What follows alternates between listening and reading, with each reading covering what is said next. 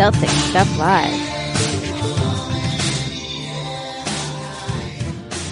Welcome to Celtics Stuff Live on the CLNS Media Network, the leading online provider of audio and video coverage for the Boston Celtics, who, quite frankly, stink right now. I'm your host, Justin Poulin. Joining me, John Duke. And I don't care about the Toronto win, John. It was an inspirational one, but it looked a lot like Isaiah Thomas had to come back and take over a fourth quarter in the body of Kyrie Irving. And I know Kyrie has really been trying to make this whole team effort work, especially on offense. He's only done, I would say, his miracle show and take over the game a few times, and he had to get right at the beginning of the season too. So only recently has he really found his groove and his swagger. But at the same time, you see him committing to Brad Stevens' team effort here. Defensively, there are times when this team really does look amazing, but offensively, just brutal. So the Toronto game, encouraging on the one hand because they were able to defeat their Eastern Conference and Atlantic Division rivals. That basically was supposed to be a battle for who was tops in the East between those two and Milwaukee, I suppose, if you had an affinity for that team and what Giannis can do. But the team has not lived up to expectations so far. And at the same time, that was an inspirational win, but it also was a very one-dimensional offense heading down the stretch. They wind up tying it up and they go into overtime. At moments, Jason Tatum looks like he's getting right again, but for the most part, this team just cannot hit an open shot. And I almost feel like it's in their heads. Lots of questions about confidence for this team after the pretty disappointing loss to Utah, John.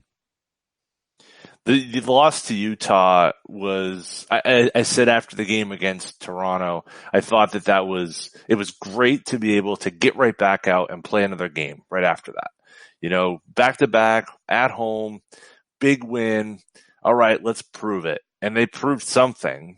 They proved that they are not to be trusted with optimism for the fans. Not to be trusted. Woo! I like it. Oh, it's just, you know, I mean, look, I think we all felt great.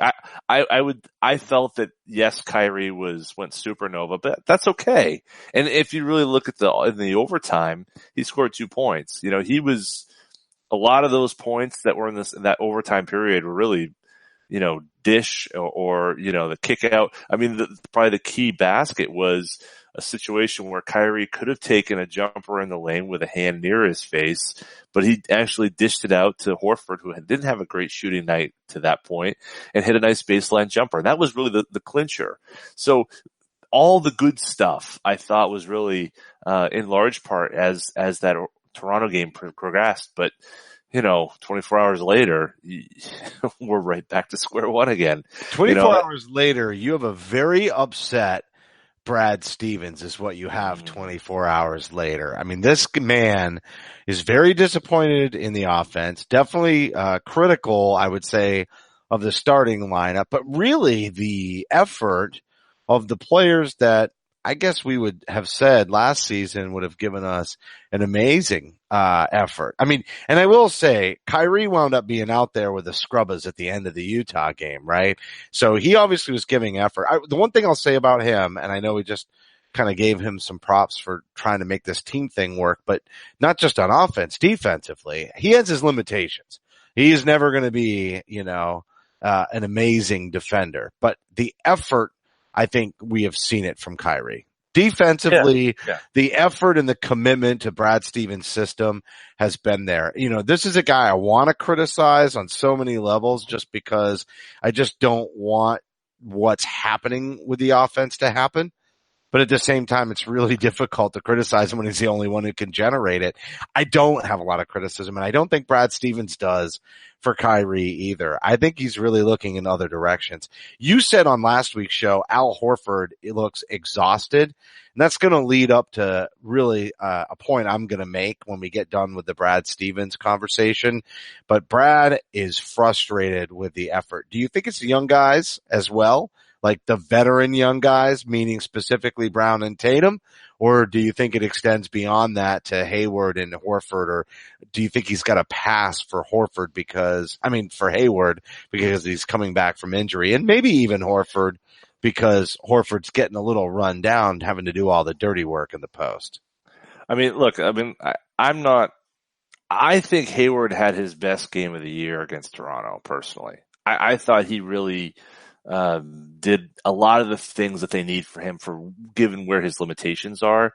And if he can provide that sign of scoring a little bit, but really distributing and running the second unit, I think things will settle down a great deal. And because they have a lot of guys that like to look for their own shot. When Smart and Rozier were in that second unit, it was, and really handling the ball a lot, it did not go well. When Hayward did so, start of the second quarter, a bit more in the fourth, I thought that was really the most effective, unit times for that bench unit. So I'm a little bit more positive about Hayward, and that's not just because, we wanted him to come here and all that goes with that. I'm going to give him a pass on playing 39 minutes and then, after being on a 25-minute restriction, and then go and play a back-to-back. So I'm going to give him a pass on Saturday. But you got to look at everywhere. You got to look at Horford. He's got to give more effort. You got to look at definitely Brown and Tatum. You got to look at Rozier, who has been a complete shell of the guy we were used to last spring. Baynes had a great start. He's kind of tailed off a little bit. I mean, it's just, everybody needs to do more. And I think it's the little things. It's that little bit of extra effort that I think, like you said, Kyrie Irving is giving that. He's doing more than what we're used to. He's not just the one-dimensional, get your points and get out of the way. He's trying, at least defensively. He's trying, I don't think we're getting that same amount of effort. He's gambled, but he's made some plays on defense. And I think the whole team is actually trying to be a little too selfless. I think you said on Twitter that the Celtics had installed an offense that Brad has done a great job, that these guys are getting open looks and they're just not knocking them down. And that's absolutely true. And I'm going to go back to last week on this one too. I mean, I agree Brad should be mad. Mad Brad, Breaking Mad Brad Stevens. I just think this guy should be upset. But the thing is that they're just not hitting open jumpers. And I said last week that I thought they should sacrifice a little on defense and just try to get into an up-tempo offense. And you look at that Utah game, how much did they push the pace? They just dictated everything on offense against the Celtics defense. And the Celtics had some really good, especially in the first half, had some great defensive possessions, great rotations, just, getting to the man, switching. The whole thing was, but I think they just got worn out. And the truth is the other team is always going to be able to expend more on offense when they're not being made to work defensively. And that's what's happening to this Celtics team. They're getting overpowered on offense, even when they're on defense, by the other team's offense, because they're just not able to create and put any pressure when they're on offense. They've done all the right things, but then they don't knock down the big shots, and they're not aggressive getting the ball into the post. They're not aggressive pushing the pace. And so when they're not knocking down those wide open shots, it ends up really just lackadaisical defense for the opponent, and then they can assert so much more on offense, and that's where that net, differential really is killing them. So again, I think they should sacrifice a little of the defense and get up tempo and stop worrying about hitting open set shots and just start creating offense in different ways to regain their confidence. Once they do that, I think some of those open shots will start to knock down. That part's on Brad, but really these guys are NBA players. You don't get into the NBA if you can't shoot the ball. He should be upset that they're not knocking down open shots. At the same time, I think he's going to have to put a little bit more pressure on the team, or change things, not necessarily put more pressure, but change some things just to help them find themselves, because their identity is absolutely lost. But first, before we jump off of that, follow Celtic Stuff Live on Twitter at CSL_tweet live. Follow me at CSL_Justin. John is at CSL_Duke, and the entire CLNS Media Network at CLNS Media. Facebook.com/CLNS fans, and download the CLNS Media app for iOS and Android. Simply search CLNS Media in your app marketplace. Finally, YouTube.com/CLNS Media for high definition, full length locker room interviews, the Garden Report with Joe Sway, and of course the Roundtable and us, your favorites, Celtic Stuff Live. So John, we know about the identity. Do you have any comments on Mad Brad? Should he stay mad, or does he kind of need to take the lead at this point? Because he kind of got into it a little bit in the post-game interviews with one of the medias who said exactly what, I just mentioned about the confidence. And he goes, did I say that? And they're like, no, I said that. And it was a very kind of awkward exchange, but he's not just mad about the team. He's mad about a lot of things. I've never seen anything get under his skin quite. I've seen him get terse a couple of times and kind of keep people in the media a little bit at bay, even though most of the time he's pretty cordial, but I've never seen him like kind of get almost on the offensive like that. So, a lot of pressure, a lot of expectations not being met. Should he stay mad, or is it time for him to set the tone with the players in the locker room and try to come up with something different? I think he's been very serene. I think he's been very calm.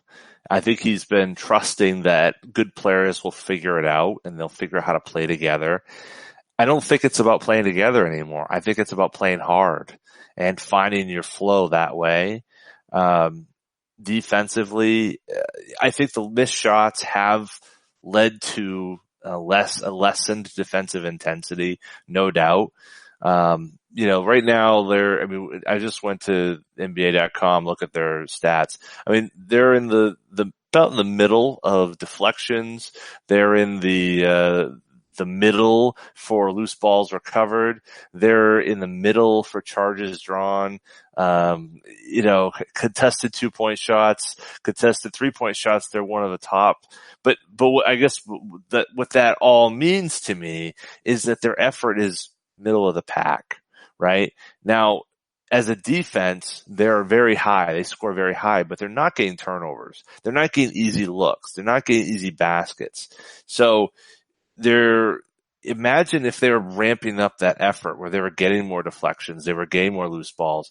Where does that right now being, I think 13th out of the 30 teams,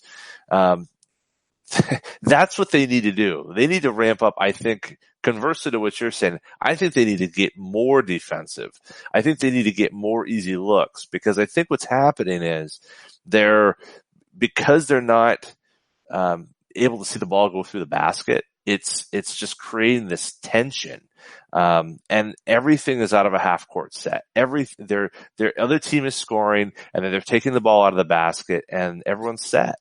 And I think I agree with you pushing the pace. There have been a number of instances in the last 3 weeks where you'll see them kind of ease up and let's slow down and set it up. No, I think we need to push the tempo, try to get things going.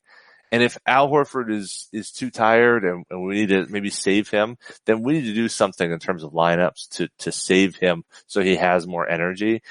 He's the only one that I'm concerned with in terms of endurance or ability. I guess Hayward would be another one might be a little bit concerned with, but I think you're right. I think picking up the pace is good.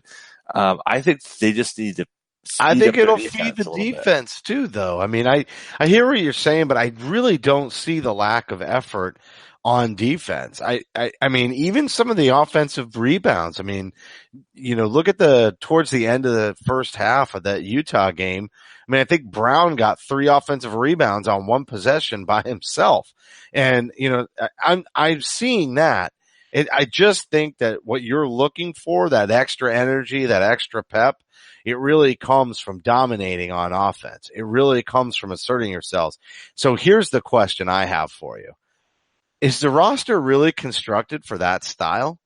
Or are we looking at a team that is just going to shoot perimeter shots, and every once in a while we'll get the Euro step or that little spin move from Tatum and he'll go inside, and we'll have a little bit of Kyrie with the shake and bake and the juke, but eventually that takes its toll on a man's body, right? He can't go in and take that contact night in and night out. Is this team just the way that they're built? Are we just going to have to watch them settle for these outside shots? And sometimes they're long twos. They're not even like, 3-pointers, but, live and die by the three. They're just not aggressive enough. I feel like there's a missing piece at this point. Well, I think it goes into who is on the court, right? I think Jay Crowder touched on this after the game, and he said they don't have enough guys that want to do the dirty work. Marcus can't do everything himself. I don't think it's actually a question of who. I think they have the players who can do it. I don't think it's a roster makeup question. I think it's a mental makeup question, and whether or not these guys want to be able to perform those tasks, to play 10% outside of who they want to be a winning player. I think that's what it talks about. Are you willing to give up who you think you need to be versus who the team needs you to be? And I think that's the battle Brad's fighting. I think that's why Brad is starting to grow a little bit more terse, a little more unhappy with his team's, not necessarily their effort, although I think that has a lot to do with it. I think more importantly, their makeup of what they think their job is. I don't necessarily agree that they have provided that. I've seen far too many loose balls that Kyrie's going moving around for it. And that lineup at the end of the Utah game said everything I needed to see. He sees Kyrie doing those things. He sees Kyrie leading those efforts, and he sees not enough of the other players doing those things. Marcus had 2 bad games. Marcus didn't play great against Toronto, didn't play great against Utah, and he's someone who usually feeds that, but he's not, as Jay said, he's not alone. Terry Rozier needs to step up in that regard. Marcus Morris needs to step up in that regard. Jaylen Brown, maybe more importantly, needs to find that gene inside of him, something that he's done really well here for the first 2 years he's here. And for some reason, it's not clicking right now. I think the whole foul, they were so ticky-tacky with him to start the season. I think it softened him a little bit. I mean, I definitely should have gotten in his head because everything he did wound up being, a whistle. At the same time, he has to keep asserting himself. He has to be willing to foul out. He has to be willing to deal with that. Kyrie, for the same point, did foul out because of that scrappy play, right? So sometimes that's what's going to happen. You're going to have those tough nights. I think that would help Jaylen. I still think Jaylen does get aggressive on the loose balls. I just think he's having trouble with that aggressive defense because of the foul trouble. But let me ask you. Do you think they're calling that though, the way they have? I feel like not anymore, but I think they've adjusted. I think he's softened up too. As much as they've adjusted, I think he's backed off a little. I don't think he's as aggressive as he was. And you look at the second game. This is going back a little bit with the Pistons, though. Look at the second game that he had to, like, the first game was like the best game of the year for him. He totally shut down, Blake Griffin. And then in the second game, Blake Griffin's hooking the crap out of him and there's no call. And that makes it very hard for a young player to figure out how they're, I'm not blaming it on the officials. I'm just saying if Jaylen Brown doesn't look as good and he seems to have softened up, it's because he's trying to figure out what he can get away with and what he can't get away with. And the answer is this. It's going to be fickle until he's established himself as a veteran. He ought to just deal with the fouls and continue to play aggressively. I think that's what everybody wants. But yes, maybe him. But here's my thing. Jay Crowder's comments, great comments, and it's totally true. Marcus can't do it all from the dirty work standpoint, but I don't honestly, who's the dirty work guys outside of him? I mean, Terry is aggressive and he gets some really great long rebounds and he can definitely create offense. But as far as like doing the dirty work, I just don't think there's a lot of players on this squad that can do the dirty work. I mean, I think you're talking, you want it to be Baynes, you want it to be Marcus, but who else is really scrappy? I mean, really be honest with yourself. Look at this roster. Tell me outside of Marcus Smart is really, truly scrappy. I think, I would say Baynes is in that. I think Tice is in that. I think that Marcus Morris, when he's not maybe in love with his ISO jumpers, is definitely a scrappy player. Rozier has been, he had 7 boards last night against Utah. I mean, I think it's a question of what are those guys trying to do? And particularly the bench players. But I think that's the issue, right? Is that I think too often this team has too many of those scoring types on the floor together and not enough of guys who are trying to do other things, who know their role. You know, that's the issue. And that's where the change I think is going to come Monday night. Okay. I don't think so. I think it's going to come from somewhere else. But first, we're going to do commercials. You team me up. You played into my hands perfectly, son. All right. We've done this before, haven't we? We have. But first, Boston sports fans, do you want to get killer seats to see your favorite team for the price of a beer or a large pizza? I bet you're tired of paying for all those inflated markups from brokers or last-minute convenience charges just to pay courtside prices for nosebleed seats. Go to onein100.co. That's ONEIN100.co. Feeling lucky? Try it out now. There's no other place online that's doing online raffles to win tickets to events. It's a totally new way to score tickets to your favorite Boston Celtics tickets. That's right. The cost to potentially score these tickets with 1-in-100 is a small fraction of the actual ticket price. You can get a pair of tickets for less than the cost of a beer if you win. Your first raffle ticket is free after signing up, and the experience of using 1-in-100 is extremely fun and exciting. From picking your lucky number to the feeling of potentially winning premium tickets. Feeling lucky? Try it. onein100.co. That's ONEIN100.co. And Robinhood. It's an investing app that lets you buy and sell stocks, ETFs, options, and cryptos, all commission free. This non-intimidating way for stock market newcomers to invest for the first time with true confidence. I have friends. They've been encouraging me to invest in cryptocurrencies, and now I've finally done it with Robinhood's easy-to-use app. Other brokerages charge up to $10 for every trade, but Robinhood doesn't charge commission fees. You can trade stocks and keep all of your profits. Learn how to invest as you build your portfolio and discover new stocks and track favorite companies with a personalized news feed. Custom notifications for price movements as well, so you never miss the right moment to invest. Robinhood is giving away our listeners a free stock like Apple, Ford, or Sprint to help you build your portfolio. Sign up at celticstuff.robinhood.com. That's celticstuff.robinhood.com. Okay, John, the moment you've been waiting for. I'm finally going to say it. It's roster construction, baby. It's, like you said, too many of the shooters, too many guards, too many wings. It's great to have those things. It's great to have guys that can switch. It's great to have that length. But let's face it. Somebody made the point. I think it was the Garden Report the other night with Joe Sway after the Utah loss, where they said, we really haven't seen Jaylen Brown and Gordon Hayward be able to both be successful on the same night. It's like one has to defer to the other.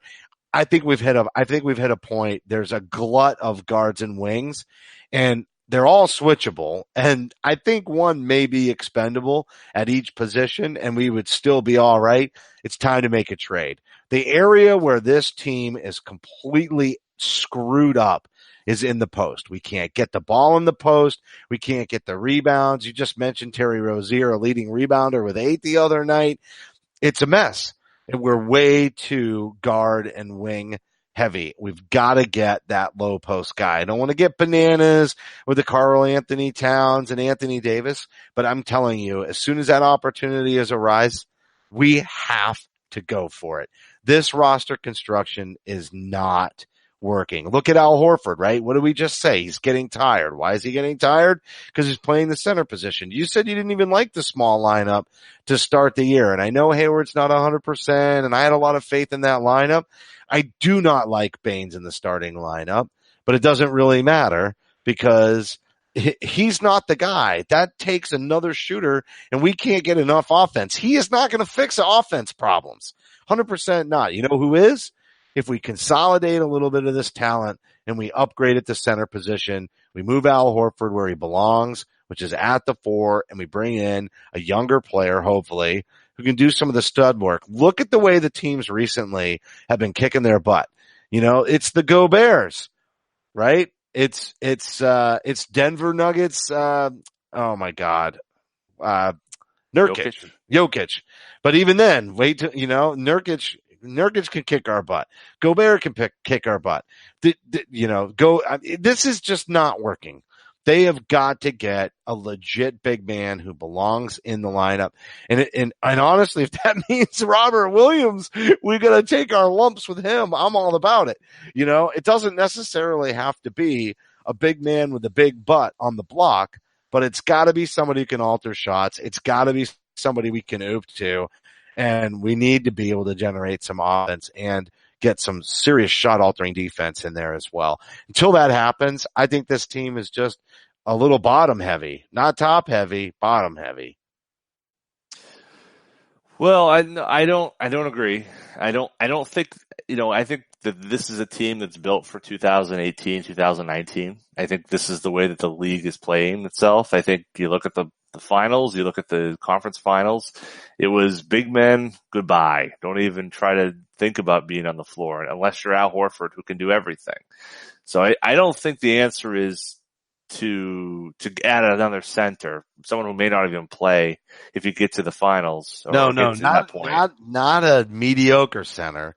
The team needs to create some assets and bring in a guy who's an impact player at the But five. Even then, let's look at Philly. I mean, yes, Ben would you Simmons trade can't for Draymond? and he's a coward. He can shoot from the outside. You can't have two bigs out there anymore. It's not 1998 anymore. It's the 2018 model is you get one guy who's kind of in the middle who can protect the rim a little bit, but more importantly can switch and can contain a bit on the perimeter. And that's where we are. Then the question is Horford the guy? He's getting older. He's got the big contract. If he's getting tired out at this point in the season and we're getting raped by other big men, I mean, come on. Is he the guy? I don't think big men are the problem. I mean, Jamal Murray's 51 and, Lillard and, I mean, it was Joe Ingles, the first time we faced him. No, I get it, but. Right. I think the issue is that our wings are not defending adequately. They're not playing the pick and roll well. They're not physical. You think it's the point of attack? The point of attack is you think Horford's getting killed because they're not putting pressure on the wing to slow that down so that he can recover.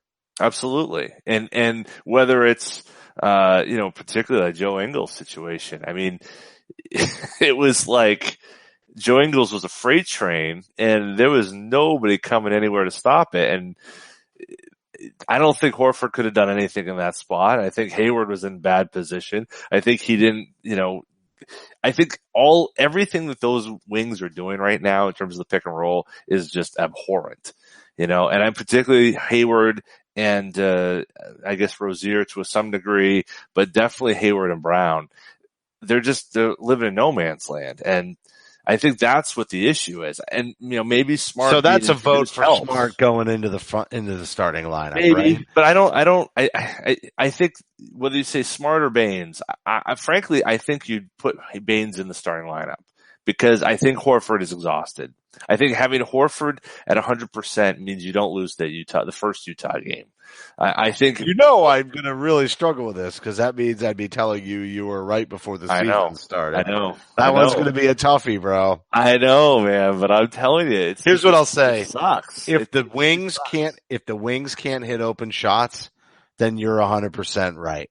If Brown and Hayward were knocking down shots and generating offense cohesively, then I'm telling you to back up. The problem is that Horford can't take a play off here and there. And I don't mean take a play off, but every single defensive possession, he's just working to keep him in the game versus the whole flow of things. So I think you're right. When the perimeter guys can't hit shots and generate offense and it puts that much more strain on the defense and you're not getting pressure on the perimeter, then it's almost like you do have to bring in a Baynes. It still doesn't solve your problems though. It just means you have a punisher once somebody gets there. Well, right? And you just said nobody wants to play two bigs, right? So you're not benching Horford when you start Baynes. So it's not the solution. It's the short-term correction because guys aren't hitting shots on offense and putting pressure on the perimeter on defense. And I think that's why Brad's been reluctant, right? He knows that putting Baynes in the starting lineup is not the answer. And when he does it, he's conceding something. And instead, he's trying to light a fire under these guys and say, come on. Right? Don't make me do that because we're going to have to, compete because, we're going to have to, if I do that, we're going to have to deconstruct this again before the postseason and try again. And we've already committed all these games to doing this. So why would we back away from this now? Yeah. Just to have to go through the pain again in March. And here's the one vote though. Here's the one vote for it. Hayward is not right and he's on a minutes restriction. So in that vein, put Baynes in the starting lineup. Move Hayward to the bench, and until Hayward's ready to play full minutes, can play the defense and put the pressure on the perimeter. I think you just set him down for a little bit, and then maybe we try that experiment again in, February or March once he's off the minutes restriction, feeling great, and he's clearly come around. And maybe that's the reason for it. Well, I mean, again, as I said previous, I think it was last week, Golden State does not start their death lineup, right? So, I think that there is plenty of room for you to play that lineup, feel good about it, maybe even close games with it, and be fine. We've seen a lot of guys who are sitting in the closing minutes of the games, Kyrie included, Horford included. So it's not as if, everyone is perfect here and in the pecking order, that means you're always going to play. I think you're right. I think Hayward is probably the guy that goes to the bench. I think you put him in an Iguodala role for now, but Brown, to me, Brown is kind of he's the canary in the coal mine. I keep saying this. He is, as he goes, is really where the team's going. And when the team's playing well, when he's playing well, usually the team is playing well because the ball is moving and there's space and there's room to drive and he brings that aggression. And he's done that. He's trying to do that. I don't think Brown is, I think he understands what he's supposed make to him do. more aggressive knowing that Hayward's on the bench that can sub in. And then somebody just tells Brown, hey, you backed off because of the way things were going. Don't back off. Right. Get right back out there and stay strong because we're going to move Hayward to the bench. And then Hayward's always there to pick up some minutes. So if you get 2 quickies in the first, don't worry about it. We'll lean on Hayward for a little bit and we're going to bring you back out until the league respects your defense. We're just going to force the issue. Somebody needs to tell him that. And most people are clamoring for Smart to go into that starting lineup. But I will tell you, there's something I'm actually changing my mind midstream as the more we talk this through about Baynes going into the starting lineup. And that's a lot of crow for me to eat. But I think if the perimeter guys were hitting shots, I would not have to eat this crow. So now I'm just as mad as Brad. Mad Brad, Mad Justin. Mad Brad sounds better, but yeah, I get your point. Furious Justin. Yeah, he's Mad Brad. John's right, and I know it sucks. I'm sorry, man. No, you're only right for the situation. I would rather be wrong. Qualified. Have the Celtics sitting at 15-1 right now. Yeah, and there's an asterisk and me eating crow. That's just so you know. There's a footnote in time.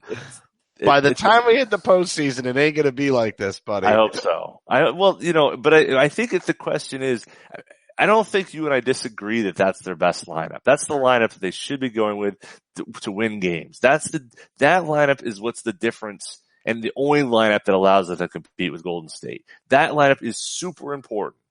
That's where you and I definitely agree on that. And I think they need to get that lineup right. But the problem is that for the 48 minutes, nothing is going right now. And maybe they just need to set a tone to start a game, like Golden State does. You set a tone differently than you need to be the overriding tone of what the game is. Starting doesn't necessarily mean that's where you end up or how you play. And I think maybe setting a tone of defense, setting a tone of rebounding, setting a tone of trying to get people going early, maybe that then frees you up because use the fouls, man. When those guys get to I said this last year and I definitely use the fouls in the post. Like sometimes these guys are just going right in, driving by three dudes for the Celtics and just laying it in off the glass. And then they land on their feet and, their arms stretch out like they're flying like birdies as they run down the outside of the court. This is ridiculous. Nobody should get their wings out after they've made an easy play driving through the defense. That dude should be on his ass. That ball should not have gone through the hoop. And then that guy's got to be helped up and walked over to the free throw line. That's how the NBA is played, especially if we're going to put Baynes into that starting lineup. He better be ready to knock some guys on their ass. Yeah, I think that's exactly right. And I think that I don't want to point, well, I will. Yeah, I think Tatum and Brown need to learn that. They need to learn the physicality and the need for that and how that drives how they play. Missing shots is a problem, but missing shots sometimes is a function of not just getting into the flow of the game. And I think that's kind of what's happening is they're kind of playing on this like autopilot type, Well, they have this primary role need to get and into now the they're game off to the side. Yeah. And so let me ask you, do you think they got soft? And do you think they got soft because they're being relied on less? Do you see what I'm saying? Like, they're not asserting themselves because they're deferring a little bit. Remember the Paul Pierce deferring era? God, that was frustrating, right? And I kind of feel like we have these two young players who are amazing, in terms of skill and ability or physical athleticism, and yet they seem to be doing this deferring thing. And I know at first it always seems like they're all trying to play within a system and they're all trying to, be unselfish. But at the end of the day, like, we need Tatum to be more selfish. We need Brown to be more aggressive.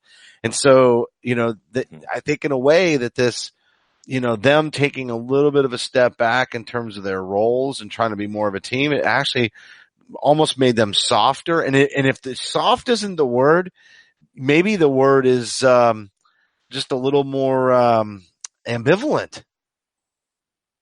Yeah, I think it's trying to figure out how you fit into the whole. I think that's kind of the issue. I think they don't know what their place is in all this, which is kind of weird. Because they played with Kyrie before, and Kyrie is clearly the most dominant. Clearly, Kyrie has had a great run here.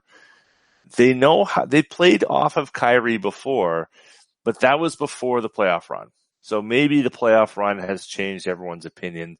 They've gone away for the summer. They've added more to their game. They feel good about their game.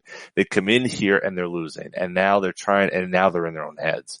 I think Tatum has looked fine offensively. He just gets picked apart. He was 21-7 against Toronto. And he could have had 40 in terms of how easily he got those 21. It's crazy. It's crazy that the scale that we rank him on. But Brown, I think Brown should be able to do defensively what Tatum can do offensively. They really are a yin to the yang. And I don't feel like right now that is in balance. And Tatum needs to do more defensively, I think. I think he's still getting bullied. He's still getting run over. Not to maybe the same aspect of what Brown is doing, where 1 for 9 and, but no, you're right. Where great. did the block shots go? Like, we saw him make defensive plays. Remember, that was the big surprise with Tatum for you and I last year. I mean, we need to see those block shots. We need to see that, I don't know, I guess weak side help. There's just times where he would just come in and influence the play a little bit. And it wasn't always rebounding. You say 21-7, it's great when he pulls down some boards, but all right. You know what? We're going to table it. We've got a week ahead of us. The Charlotte Hornets, right? That's tonight. Who else we got on deck, John? Oh, shoot. I just put it away. Sorry about that. Well, let's start. Everybody wants to queue up Kemba Walker after a pretty stellar performance the other night. So, I'll get the schedule. You got the schedule? I got it. I'm sorry. So you got Charlotte on Monday, and then after that you got the Knicks on the 21st, and then back-to-back 23-24 of Atlanta and Dallas. So 4, I would say, pretty bad teams there. Yeah. This Teams is going to be my 4-0 week. You did it last week and I said, no. It's going to be 2-1. Could be 1-2, but I'm going to go 2-1. And, I said Bulls and I think I said Bulls in Utah and I lost to Toronto. So I got those two, that back to back wrong, but I'm going to go 4-0 this week. I think they respond. And, because of what they did against the Bulls, that they can respond. So the teams that they have on deck, I mean, I don't know how much Thanksgiving's going to throw a wrench into their, maybe the turkey knocks them down again and they come out flat. But I think Brad is mad enough that they respond and they have a successful week. I'm not sure that they necessarily run away with all of these games and that the shots are falling perfectly. I don't think everything happens overnight, but I think it might be just enough to give them the confidence that they need to get things back on track. And I do think you'll see Baynes start a couple of times in the coming week, just because Horford does, to your point. I think Brad sees it and he's been known to make that change. So this is actually going to be my 4-0 week, and I don't do this very often. And I've been predicting losing weeks several weeks in a row now. And so I'm stealing your thunder before you can do it. I'm going 4-0 this week. Well, I would, I'm actually going to say 3-1. I'm not. Charlotte loss? I think Charlotte. Really? I don't think there's any way they can have it.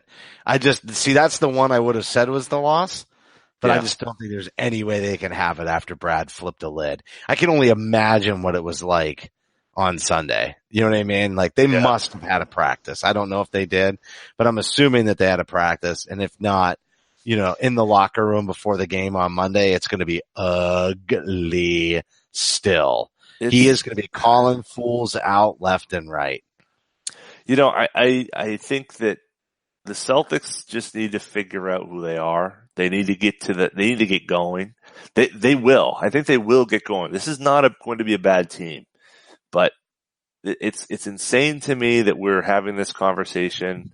Look, the Heat started out almost 500, almost at the same point. They were, I think, 9-9 or 9-10 or something in their first 19. There's a similar thing going on. What they figured out was to speed it up, to your point. But they still were doing that kind of trading baskets thing. Your turn, LeBron, now your turn, Wade. They didn't really, which I think is what's going to happen. I didn't think that they'd run away with games. I just thought it might be the spurt that helps get that extra, effort and helps them, be more confident in their ability to score. So every time they take an open shot, they don't think it's more likely to miss. And, even Tatum and Brown, they just don't have that snap at the end of their shot. If you watch them, there's like a lazy finish. And I know that Tatum's always been kind of smooth, so it looks that way, but always at the end of a shot, the wrist is down. There's still a snap at the end of that smoothness.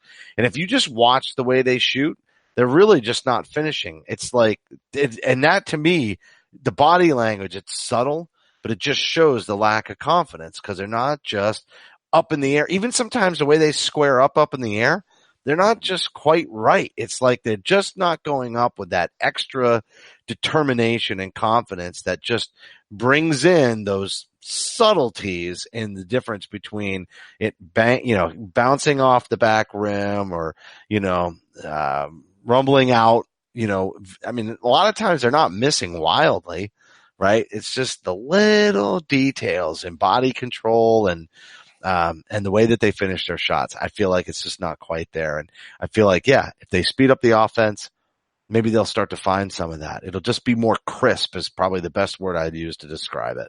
Yeah, and I think they need more possessions. I think they need the more possessions, the more people will feel like that they're touching the ball and getting it up there, and I think that there's a lot of slow down and let's try to set this up. And I think that's just not, with these young guys, I think it may help them feel a better part of what's happening out there. Certainly we know Kyrie can run and fire it up.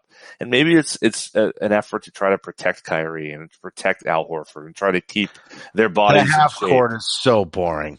Yep. The half court offense is so boring. Do the fans a favor. All right, let's wrap the show. Fans a favor. There it is. That's it's about us. So do the fans a favor. All right, everybody. The broadcast will be available on demand on the CLNS Media mobile app. And don't forget to follow us on Twitter at CSL_Justin and at CSL_Duke.